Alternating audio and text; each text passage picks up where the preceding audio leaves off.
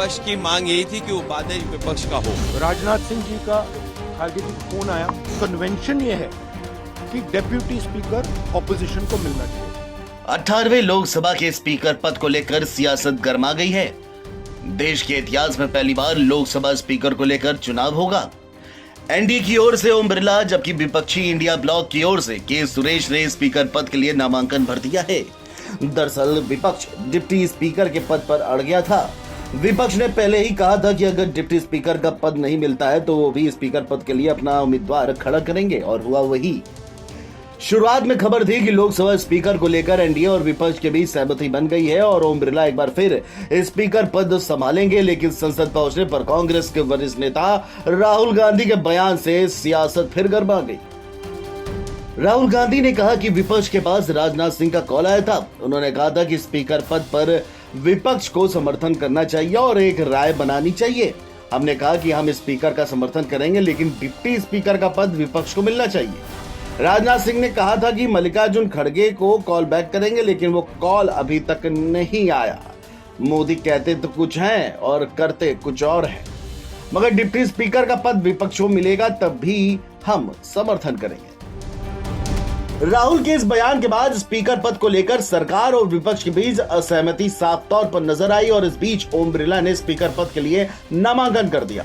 उधर India block ने के सुरेश को स्पीकर पद के लिए उम्मीदवार बनाया और उन्होंने भी नामांकन किया। इससे पहले एनडीए की तरफ से स्पीकर चुनाव के लिए आम सहमति बनाने की कोशिश की गई और बीजेपी के वरिष्ठ नेताओं ने इंडिया ब्लॉक के नेताओं से बातचीत की। रक्षा मंत्री राजनाथ सिंह और संसदीय कार्य मंत्री किरण रिजिजू ने अलग अलग नेताओं से मुलाकात की। फोन पर चर्चा हुई। सूत्रों का यह कहना था कि स्पीकर के नाम पर विपक्षी दलों के साथ सहमति बनती तो डिप्टी स्पीकर का पद विपक्ष को दिया जा सकता था। हालांकि विपक्ष का कहना है कि डिप्टी स्पीकर पद नहीं दिया जा रहा था, इसीलिए बात बिगड़ गई। यानी आरोप एक दूसरे पे छींटाकसी जो है वो शुरू हो चली है।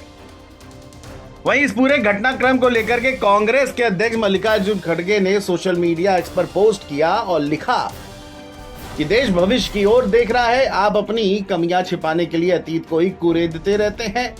बीते 10 सालों में 140 करोड़ भारतीयों को आपने जो अघोषित आपातकाल का आभास कराया है, उसने लोकतंत्र और संविधान को गहरा आघात पहुंचाया है।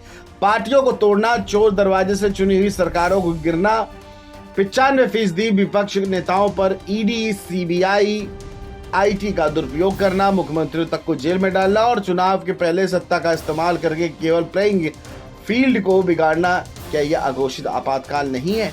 मोदी जी सहमत थी और सहयोग की बात करते हैं, पर उनके एक्शन इसके उल्टे हैं। खड़गे ने कहा कि जब 146 विपक्षी सांसदों को संसद से सस्पेंड कर देश के नागरिकों पर आपराधिक न्याय प्रणाली को बदलने के लिए 3 कानून, भारतीय नागरिक सुरक्षा संहिता 2023, भारतीय न्याय संहिता 2023 और भारतीय साक्ष्य अधिनियम 2023 पारित किए गए थे, तब ये सहमति शब्द कहां था? जब संसद के प्रांगण में छत्रपति शिवाजी महाराज जी, महात्मा गांधी जी और बाबा साहेब डॉक्टर अम्बेडकर जी जैसी महान विभूतियों की प्रतिमाओं को बिना विपक्ष से पूछे एक कोने में स्थानांतरित कर दिया गया, तब ये सहमति शब्द कहां था?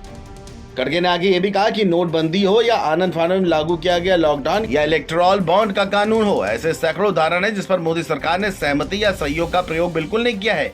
विपक्ष को क्या अपने ही नेताओं को अंधेरे में रखा? लोकतंत्र और संविधान की दुर्दशा भाजपा ने की है। कांग्रेस ने हमेशा लोकतंत्र और संविधान का साथ दिया है और आगे भी देते रहेंगे। इस बीच केंद्रीय मंत्री राजनाथ सिंह ने कहा कि मल्लिकार्जुन खड़गे सीनियर नेता हैं। कल से आज तक उनसे 3 बार बात हो चुकी है। वहीं केंद्रीय मंत्री पीयूष गोयल ने भी कहा कि पहले उपाध्यक्ष कौन होगा ये तय करें, फिर अध्यक्ष के लिए समर्थन मिलेगा। इस प्रकार की राजनीति हम की निंदा करते हैं। स्पीकर किसी सत्तारूढ़ पार्टी या विपक्ष का नहीं होता, वो पूरे सदन का होता है।